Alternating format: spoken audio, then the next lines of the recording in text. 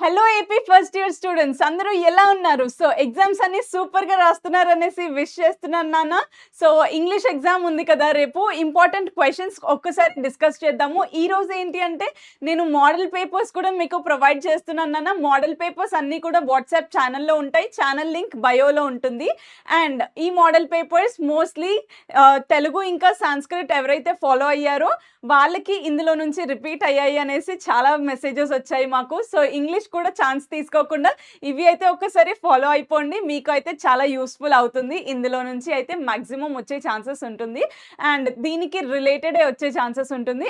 And మీరు answers ఎలా చేయాలో కూడా ఒక్కసారి క్విక్‌గా డిస్కస్ చేసేద్దాం. సో ఫస్ట్ ఏంటి నాన్న మీకు ఇక్కడ బ్లూ ప్రింట్ చూసుకున్నట్టయితే మీరు ప్రోజ్ నుంచి పోయట్రీ నుంచి యానోటేషన్స్ వస్తాయి నాన్న. అండ్ యానోటేషన్స్ మీరు ప్రోజ్ నుంచి 8 మార్క్స్ ఉంటుంది, పోయట్రీ నుంచి 8 మార్క్స్ ఉంటుంది. And paragraph based questions prose and poetry నుంచి వస్తాయి, అవి కూడా 8 మార్క్స్ ఈచ్ ఉంటాయి. అండ్ ఆల్సో షార్ట్ ఆన్సర్ ఒకటి, లాంగ్ ఆన్సర్ ఒకటి కూడా వస్తుంది నాన్న. అండ్ ఆల్సో మనకి సెక్షన్ ఏ చూసుకున్నట్టయితే 40 మార్క్స్ ఇక్కడే వెయిటేజ్ వచ్చేస్తుంది.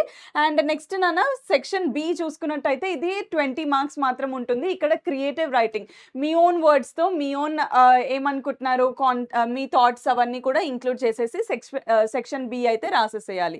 అండ్ దాని తర్వాత నాన్న సెక్షన్ సి వచ్చేసరికి మనకి కంప్లీట్గా గ్రామర్ ఉంటుంది. మీకు మోస్ట్ డిఫికల్ట్ అనేసి అనుకుంటున్న పార్ట్ గ్రామర్ ఉంటుంది. సో ఇవన్నీ గ్రామర్ కూడా మనము లైవ్లో డిస్కస్ చేసేద్దాం. సింపుల్గా లాస్ట్ మినిట్ రివిజన్ అయితే చేసేద్దాం నాన్న. మీరందరికీ అస్సలు వరి అవ్వకండి, లైవ్లో చూసేయండి. అండ్ ఇంకొకటి నాన్న ఈ గ్రామర్లో కూడా 40 మార్క్స్ ఉంటాయి. అండ్ ఇక్కడ మోస్ట్లీ ఏంటి అంటే మీకు ఆప్షన్స్ అవన్నీ ఇస్తారు కాబట్టి ఏది వదిలేయకండి. ఇది కాంపిటేటివ్ ఎగ్జామ్ లాగా కాదు, థియరటికల్ ఎగ్జామ్ కదా, ఏమీ నెగటివ్ మార్కింగ్ ఉండదు. సో మీరు మంచిగా అన్నీ అయితే అటెంప్ట్ చేయండి. కొంచెం లాజికల్ వేలో థింక్ చేసేసి అన్ని అటెంప్ట్ అయితే చేసేసేయండి. అండ్ నాన్న ఫస్ట్ సెక్షన్ ఏ వచ్చేసరికి మనకి యానోటేషన్స్ అడుగుతారు కదా, యానోటేషన్స్ మీరు ఈ ఫార్మాట్లో రాయండి నాన్న. ఫస్ట్ లెసన్ నేమ్ రాయండి, దాని తర్వాత లెసన్ నేమ్ ఆర్ రిఫరెన్స్ అనేసి పెట్టేసి ఈ సైడ్ హెడ్డింగ్స్ అయితే పక్కా మెన్షన్ చేయండి నాన్న. ఎందుకంటే టాపర్స్ అయితే ఇట్లా రిప్రజెంట్ చేస్తారు. మీరు ఆన్సర్ ఎగ్జామినర్కి మీరు ఎంత చదివారు, మీరు ఏ లెవెల్, మీరు బ్యాక్ బెంచరా ఫ్రంట్ బెంచరా ఏది తెలియదు, బట్ మీ ఆన్సర్ పేపర్ ఒక్కటి వాళ్ళకి కనిపిస్తుంది. సో మీరు టాపర్ లాగా మీరు కూడా కొన్ని హ్యాక్స్ పెట్టేసి బాగా రిప్రజెంట్ చేశారనుకోండి ఆన్సర్ షీట్, మీకు కూడా టాప్ మార్క్స్ వచ్చే ఛాన్సెస్ ఉంటాయి. సో అస్సలు ఛాన్స్ తీసుకోకుండా మంచిగా రిప్రజెంట్ చేసేయండి. ఈ సైడ్ హెడ్డింగ్స్ పెట్టేసి రాయండి నాన్న. అండ్ ఆథర్ నేమ్ మెన్షన్ చేయడం అస్సలు మర్చిపోకండి. ఇక్కడ జస్ట్ ఈ lesson name author name mention చేసినందుకు మీకు 2 మార్క్స్ పడిపోతాయి అన్నమాట ఇక్కడే.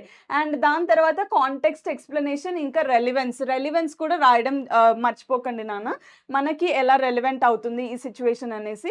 సో ఇలా రాసినట్టయితే 4కి 4 మార్క్స్ పడిపోతాయి. సో థియరీ కదా, కొంచెం మీకు ఏవైతే లెసన్స్ ఉన్నాయో వాటి నుంచి కీ వర్డ్స్ ఏదైతే ఉన్నాయో అవి యూస్ చేసి రాసేసేయండి, ఓకేనా. అండ్ నెక్స్ట్ కమింగ్ టు ఇది షార్ట్ ఆన్సర్స్ నాన్న. షార్ట్ ఆన్సర్స్లో మీరు సైడ్ హెడ్డింగ్స్ మెన్షన్ చేయకుండా మినిమం ఒక 3 పారాగ్రాఫ్స్ అయినా రాయండి నాన్న. సో ఈ మినిమం 3 పారాగ్రాఫ్స్లో ఏం రాస్తారు, స్టార్టింగ్ ఇంట్రొడక్షన్ రాయండి, దాని తర్వాత మెయిన్ కాంటెక్స్ట్ ఏదైతే ఉందో అది రాయండి, క్వశ్చన్కి అడిగిన రిలేటెడ్ కాంటెక్స్ట్, దాని తర్వాత కంక్లూజన్ అయితే రాసేసేయండి. అలా మీరు మినిమం 3 పారాగ్రాఫ్స్ యూస్ చేసేసి ఇది షార్ట్ ఆన్సర్ అయితే రాసేసేయండి. అండ్ నెక్స్ట్ నాన్న షార్ట్ ఆన్సర్స్ తర్వాత ఇదే సెక్షన్ ఏలో ఎనీ 1 క్వశ్చన్ అనేసి మిమ్మల్ని 300 వర్డ్స్లో రాయండి అనేసి ఒక లాంగ్ ఆన్సర్ అడుగుతారు. సో ఈ లాంగ్ ఆన్సర్ మోస్ట్లీ మీరు 1 or 2 సైడ్స్ రాస్తారు కదా, బట్ అలా కాకుండా మినిమం ఒక 3 సైడ్స్ అయినా రాయండి. బట్ మీకు ఒకే టైం పర్మిట్ చేస్తుంది అంటే 4 సైడ్స్ రాయండి నాన్న.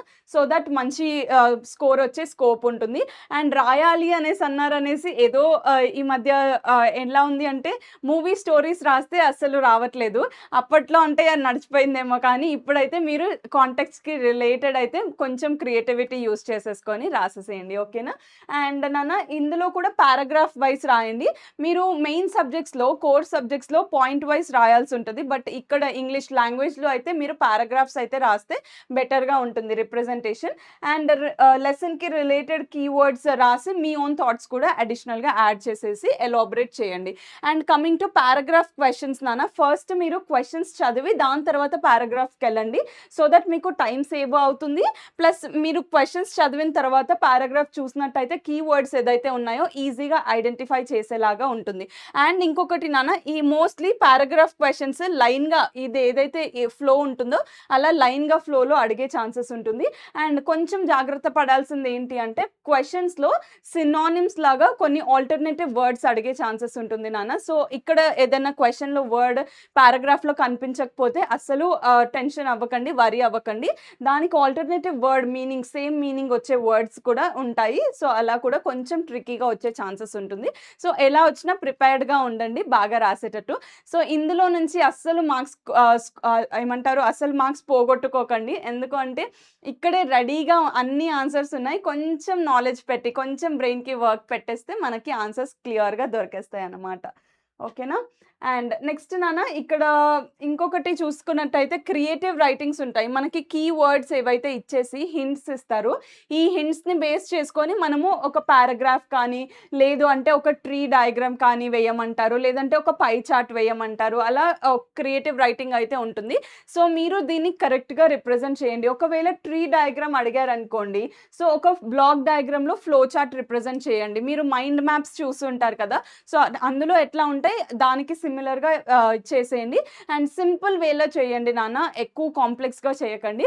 అండ్ మెయిన్‌గా అయితే వీళ్ళిచ్చిన క్వెషన్ పేపర్‌లో ఇచ్చిన హింట్స్ అన్నీ, కీవర్డ్స్ అన్నీ అయితే ఆ ట్రీ డయాగ్రామ్‌లో చూడగానే కనిపించేటట్టు మెన్షన్ చేయండి. ఓకేనా?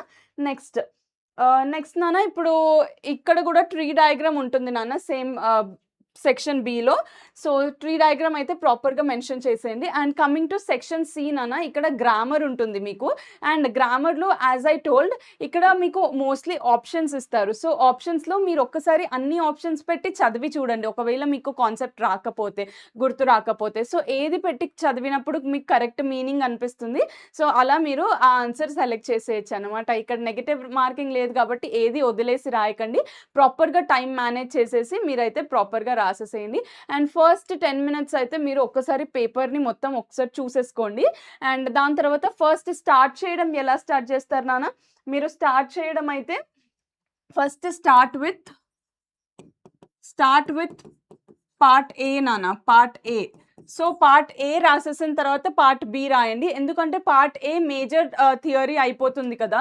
అండ్ ఒకవేళ మీరు గ్రామర్‌లో మీరు కాన్ఫిడెంట్‌గా ఉన్నారు, అన్ని కరెక్ట్ ఆన్సర్స్ అనుకున్నారనుకోండి, ఫస్ట్ గ్రామర్ పార్ట్ రాసేసేయండి. ఫాస్ట్‌గా అయిపోతుంది. సో, మిగతా టైం మొత్తం మీరు క్రియేటివ్ రైటింగ్‌కి పార్ట్ ఏకి పెట్టొచ్చు, థియరీ పార్ట్‌కి. బట్ గ్రామర్ మీరు కాన్ఫిడెంట్ లేరు, అక్కడ గ్రామర్‌లో తప్పు చేస్తారు అనుకోండి, అప్పుడు ఏం చేస్తారు, ఫస్ట్ థియరీ రాసేసేయండి. దాని తర్వాత గ్రామర్‌కి రండి. మీరు అల్టిమేట్ గోల్ ఏంటి? ఫస్ట్ ఎగ్జామినర్ మీ పేపర్ చూడగానే వాళ్ళకి మంచి ఇంప్రెషన్ ఇవ్వాలి. First impression is the best impression కదా! సో, వాళ్ళకి స్టార్టింగే అన్ని స్ట్రైక్ ఆఫ్స్ చేసి, రాంగ్ ఆన్సర్స్ రాసి ఉన్నారనుకోండి, ఎగ్జామినర్ చిరాకయిపోతారు. ఎండ్ వరకు వచ్చేసరికి అన్ని గుండు సున్నాలు పెట్టేస్తారు. సో, అందుకనేసి స్టార్టింగ్ అయితే మీరు మంచి మార్క్స్ వచ్చే విధంగా ప్రాపర్‌గా మీకు ఎక్కువ కూడా స్టార్టింగ్ పేషెన్స్ అన్నది ఉంటుంది.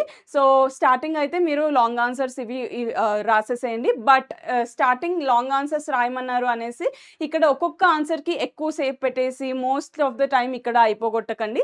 సో, ప్రాపర్ టైమ్ మేనేజ్ చేసుకొని అయితే రాసేసేయండి. లాస్ట్ 1 అవర్ నాన్న, లాస్ట్ 1 అవర్ మినిమమ్ అయితే గ్రామర్‌కి పెట్టండి. ఇంకా మోస్ట్‌లీ టైమ్ ఉంది అనేసి అంటే 1½ అవర్ గ్రామర్‌కి పెట్టినా కానీ ఓకే. ఎందుకంటే కొంచెం ట్రిక్కీ ఉంటాయి కాబట్టి అన్నీ అయితే కరెక్ట్ ఆన్సర్స్ రాయాలి. అండ్ ఆల్సో ఈ గ్రామరే మెయిన్‌గా డిఫరెన్షియేటింగ్ ఫ్యాక్టర్ టాపర్‌కి ఇంకా మీరు యావరేజ్‌గా ఉన్నారా అనేసి డిఫరెన్షియేట్ చేయడానికి. సో, మీరు అస్సలు టెన్షన్ తీసుకోకండి. లైవ్ అటెండ్ అవ్వండి. లైవ్‌లో కూడా మనం అన్నీ డిస్కస్ చేసేద్దాము. అండ్ క్విక్‌గా రివిజన్ అయితే చేసేద్దాము. అండ్ మీకు ఎటువంటి డౌట్స్ ఉన్నా కానీ ఒకసారి క్విక్‌గా రివిజన్ అయితే చేసేసుకొని ఎగ్జామ్‌లో చిల్‌గా రాసేసేయండి. అన్నీ రాసేసేయండి. గుడ్ లక్ నాన్న.